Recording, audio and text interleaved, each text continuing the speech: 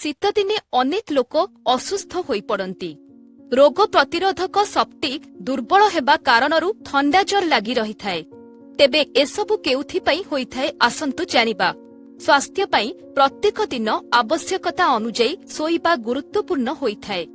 ଶୀତଦିନେ ନିଦ ନ ହେବା କାରଣରୁ ଶରୀରରେ ରୋଗ ପ୍ରତିରୋଧକ ଶକ୍ତି ଦୁର୍ବଳ ହୋଇଯାଇଥାଏ।